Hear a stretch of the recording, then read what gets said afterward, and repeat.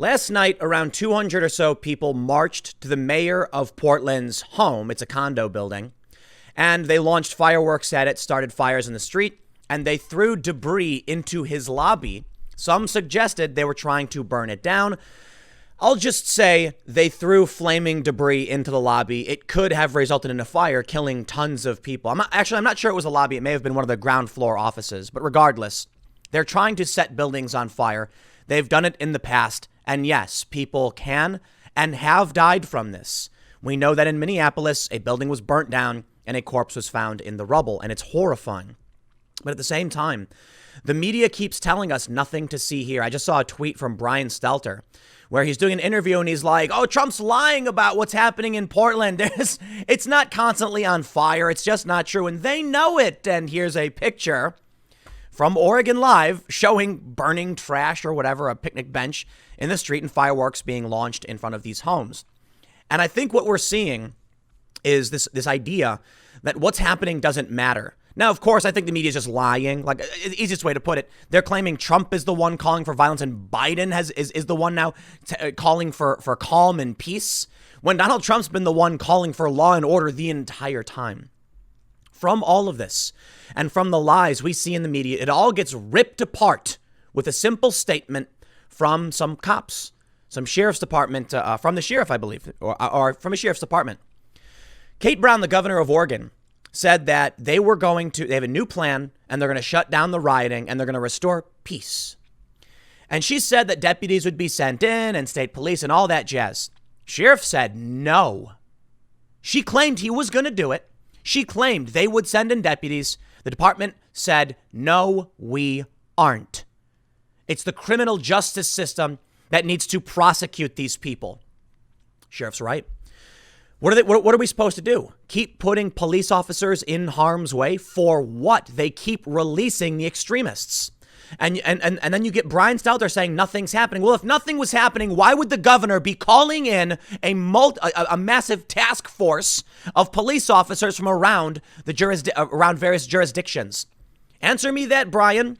Answer me that. Every other pundit lying about what's happening, saying there are no riots, Trump's making it up. I want you to ask the people who live in this building how they feel. Apparently, they were throwing things out of their window at these people the day before.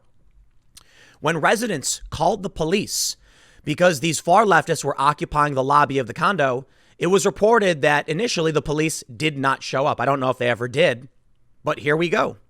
Now, in this instance, the police did show up. They say from Oregon Live, March to Portland Mayor Ted Wheeler's residence Monday declared riot as burning debris thrown into building. Key takeaways. More than 200 people on Monday night marched to the Pearl District condominium tower where Portland Mayor Ted Wheeler lives to demand his resignation. And you know what's funny? Outside of the fires and the destruction, I agree with them. I think we all agree. Can we somehow have this moment where the right and the left can hold hands and sing songs in the middle of the road screaming Ted Wheeler resign? Because everybody agrees he's got to go. Oregon Live says the demonstration quickly turned destructive as some in the crowd lit a fire in the street, then placed a picnic table from the nearby business on top of the fire to feed the blaze. People shattered windows and broke into a ground floor dental office, took items including a chair and added it to the fire. Wow. And office supplies. Shortly after 11 p.m., a bundle of newspapers was set ablaze and thrown into a ground floor storefront in the residential building. Around the same time, police arrived and warned over a loudspeaker that the gathering had been declared an unlawful assembly, then a riot. Officers ordered people to leave to the west. The 16-story building contains 114 residences, but the fire didn't appear to spread and was quickly extinguished. Police used crowd control munitions and released smoke into the air as they pushed the crowd west.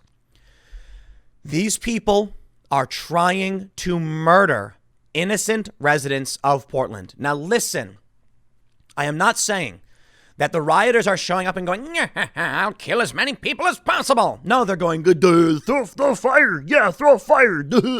They're not thinking about the grand consequences of what their fire would do. I don't think they're smart enough. I think it's a mob. They're smashing windows, setting fires, and then listen, I've said this was going to happen. All right. You know what? It's the mayor of Portland's home. But I said it's only a matter of time before they come to your home, They smash your windows. And what happens is one person runs up and smashes a window and runs away. Another person runs up and goes inside. Other people see that and they go inside. It's how mob mentality works. Eventually, with people ransacking the inside of the office in a matter of seconds, somebody takes debris and garbage and fire and throws it inside, not thinking that they could burn down a building with 114 residences inside of it, killing every single person. They're not thinking about that, but they are trying to kill. And what I'm trying to say is, well, they may not be planning ahead that far. Their actions in throwing fire into a building is an attempt to burn the building down, regardless of what they're thinking about. And that could lead to many people dying. It's the Portland mayor's home today. It was the Seattle police chief's home yesterday. It was the mayor of Oakland's home the day before. It was the Seattle City Council the day before that. And I'm making a point. Obviously, these were spaced out between, weeks or a month. But they're coming to people's homes. And the riot has now tried to kill at least 114 people. Now, I would say it's arguably more than that. I don't know if every single residence is occupied in the building. I'd imagine it's not. But I also imagine that some of the condos have more than one person living inside of it. What do we get from the media? What does Brian Stelter say? Brian Stelter tweeted this from CNN. Everyone in Portland, Oregon knows that the president is lying when he says the entire city is ablaze all the time. So does Laura Ingraham. But she doesn't call him out. On the last word, I talked about the reasons why. He said money, access to power. Let me tell you, let me break it down for you. Am I implying that every single building in the city is burning down and there's like demons in the air and they're breathing fire? No. Am I implying that Antifa is trying to murder millions of people? No. Am I implying that the riot is more than 200 people? No, I'm reading you the story. It's 200 people trying to burn a building down. They've been setting fires throughout the city endlessly for months. The whole city isn't burning. The whole city is like 145 square miles. I think we all understand that, Brian, but you're lying when you take, it's an exaggeration of exaggerations of exaggerations. Trump says something like the city's burning. These people are running around. Yeah, he's being hyperbolic, but the city, in a sense, is burning. They're trying to burn down buildings. They have burned down buildings or they have tried to burn police departments alive. I'm sorry, police departments with people alive inside. Clarify. But it's Brian Stelter's job to just nothing to see here. Nothing's going on. Go back to sleep, America. Here's American Gladiators. Here's 1,000 channels of it. Remind you of somebody? That's the point that's been made over and over again. And that's what Brian Stelter's job is. He's holding a big placard in front of you, a big cardboard piece so you can't see anything. Nothing's going on. Trump's lying. Now, let me ask you something. Trump was lying. Then why would there be video of it? Why would there be local outlets reporting on it? And why would the sheriff straight up say, we're not going to help the governor? Now, this to me is the big news.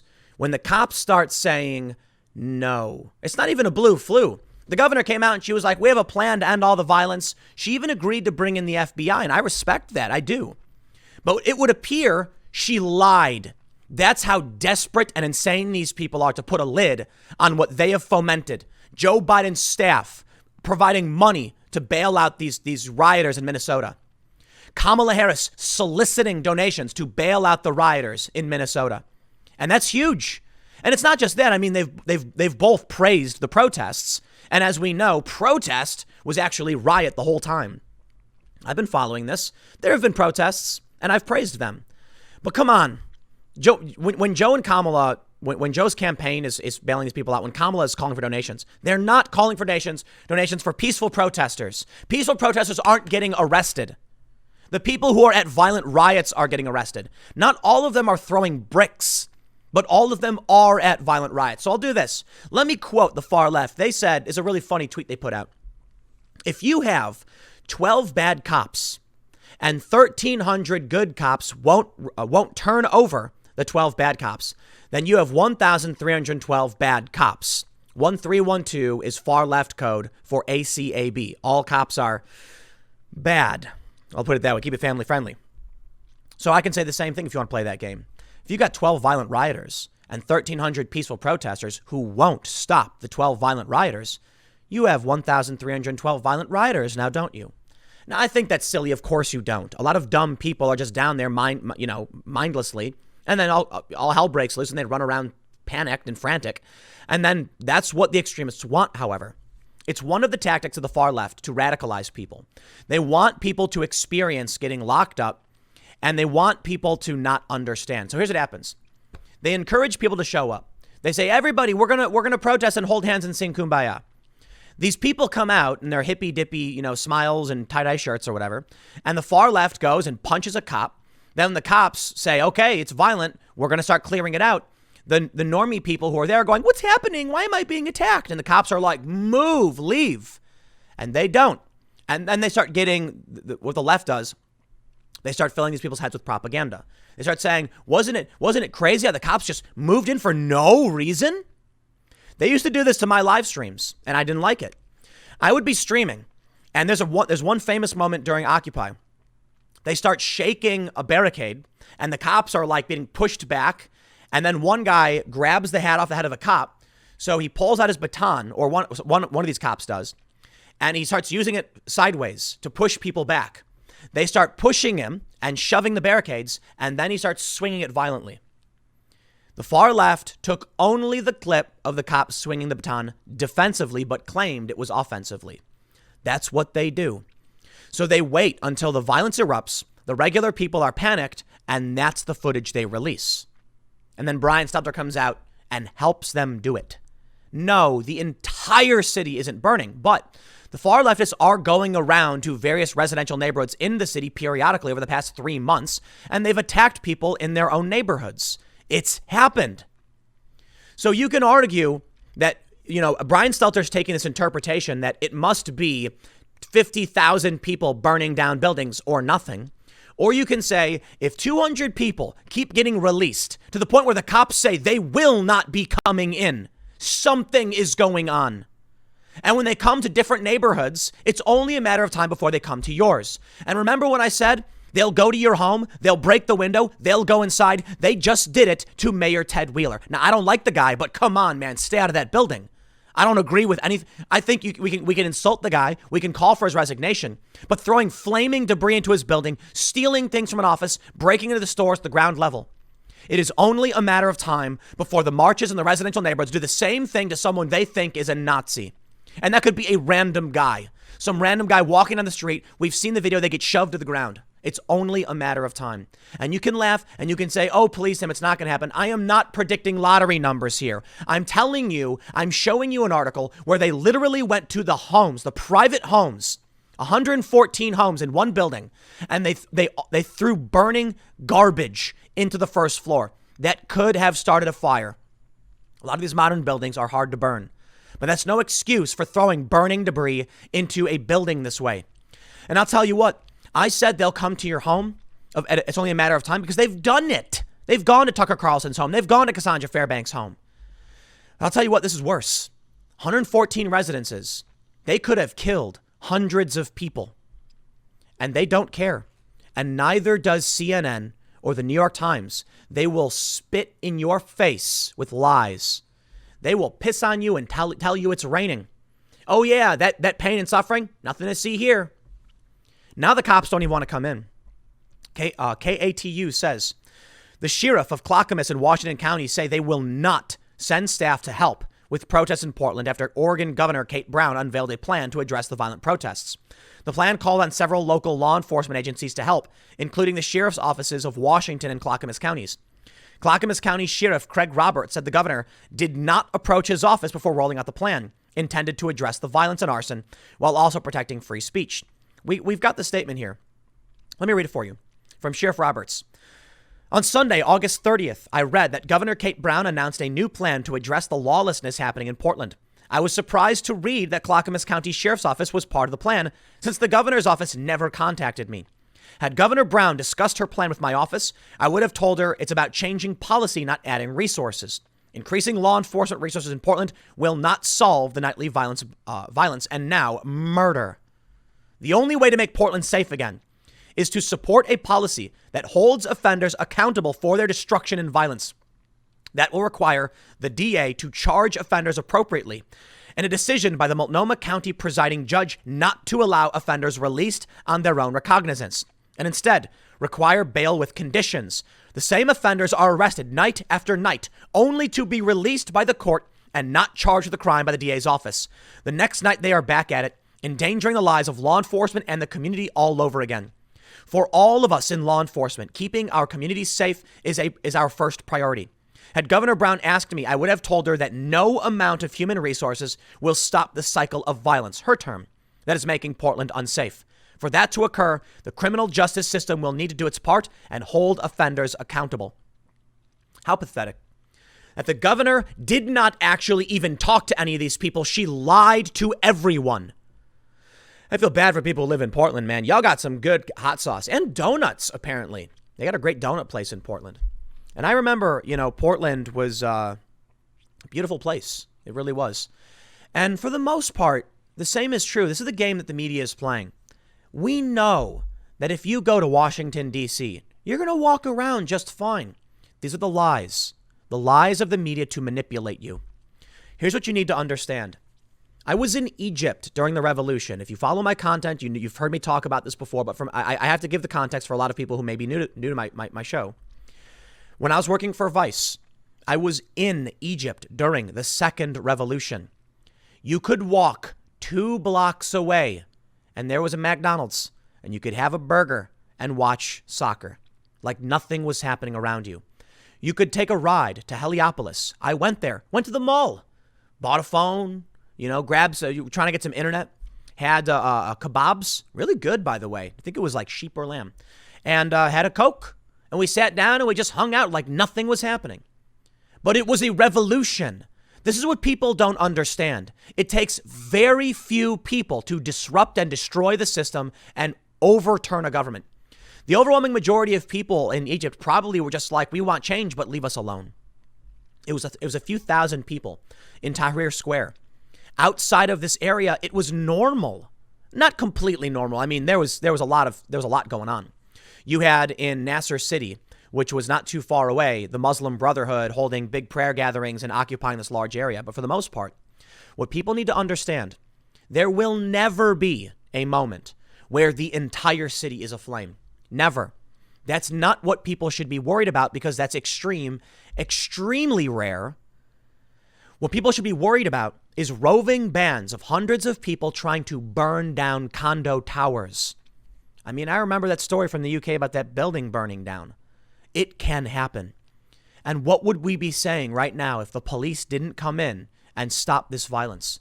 Would I be waking up to tell you that the police were standing down due to the ongoing escalation of violence and 200 people were roasted alive in a building? Would that be the report I had to give?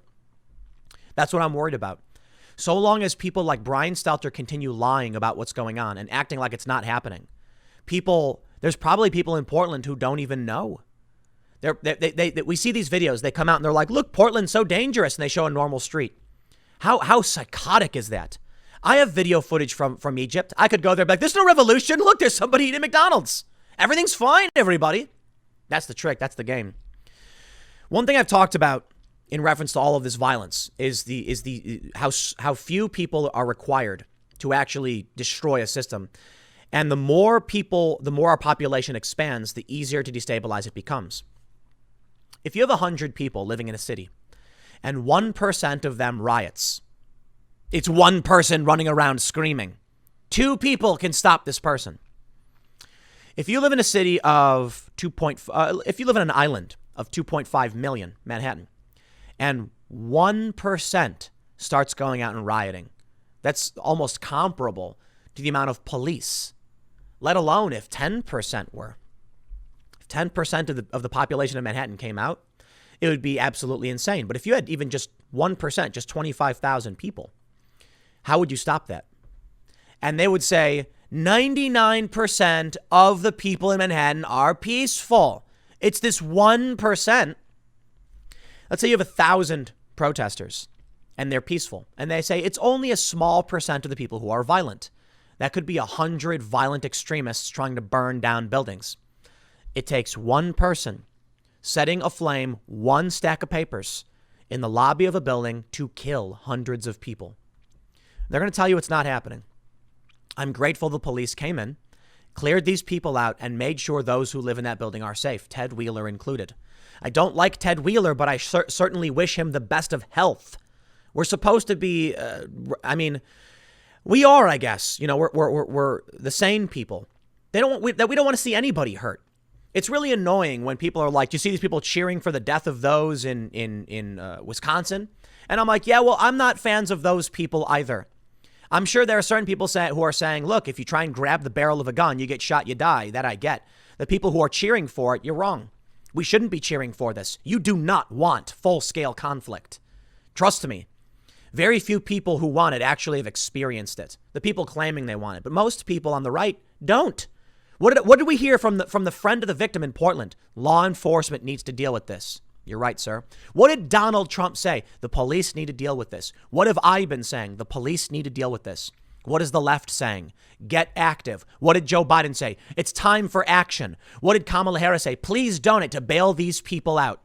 What did the governor say? Don't worry, the cops are coming in. Wink. And the cops are like, that's not true. She never asked us. And what did Brian Stelter say?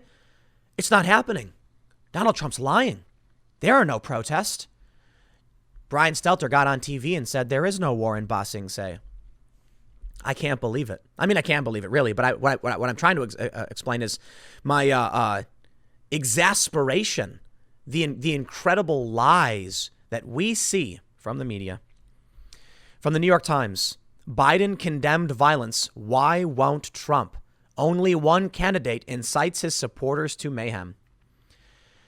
One Trump rally. One. They drove around in trucks in Portland. They had paintball guns. And now that's the narrative. Joe Biden comes out and says the same thing. Why won't Trump?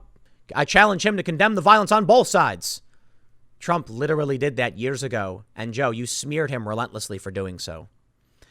And that's the name of the game. They think we're stupid. But you know what I see with this story from the New York Times? It's shocking. It really is. Biden condemned violence. Why won't Trump? It's not even a joke. They know that there are many uninitiated people who will see the headline and go, wow. But I have to imagine the average person is not that stupid. I mean, these people have to be really underestimating. I mean, look at this. Protests in L.A. after another guy gets shot. And Brian Stelter. The entire city is ablaze all the time. But the president is lying when he says it. Okay, sure. What Brian is doing, like the media often does, is taking the most extreme interpretation of what Trump said and taking it literally. That's the name of the game. So perhaps what Brian is really saying is, we know they just tried to kill hundreds of people in a condo, but, it's not every condo. Okay, you're right. Sure. How about he come out and say, look, Trump exaggerates. All right. Trump comes out and he says the city is burning and you've got this stuff going on because it's been 3 months and they've traveled to many different parts of the city. Fine. But it's several hundred people, blah, blah, blah. I mean, even if he said that, I'd give him a little bit more respect. But I got to be honest. This just shows that Brian Stelter literally knows nothing about conflict and should not be reporting on it. It's one of the biggest problems I've had with journalists ever since I've started doing this beat. When I used to go on the ground and cover riots, I will tell you this. I've actually gone through hostile environment training.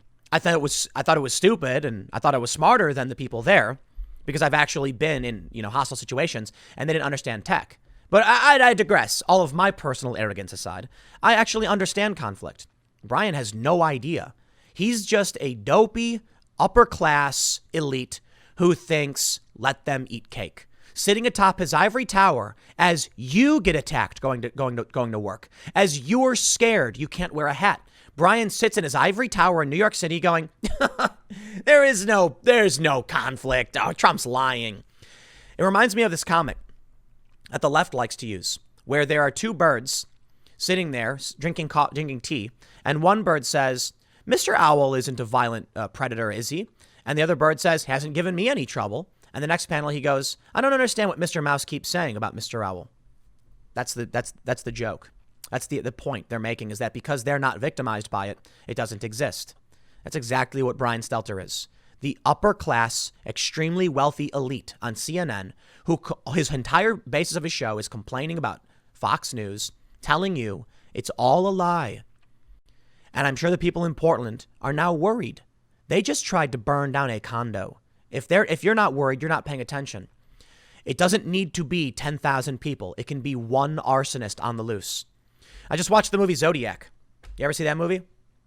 One guy had California in panic. One guy, because I couldn't find him. You got 200 in Portland, and they will try to kill you. Hopefully the police do something, but I guess what can they do? The DA and the court system are letting these people do whatever they want. It's going to be up to the federal legal system to shut it down, but they don't have jurisdiction in local affairs. The feds have come for many of these people. Hopefully it's enough, but it's going to require the local DA doing something, and they're not. And the governor is lying. The media is lying. And I just see escalation coming. Next segment's coming up at 1 p.m. on this channel. Stick around, and I will see you all shortly.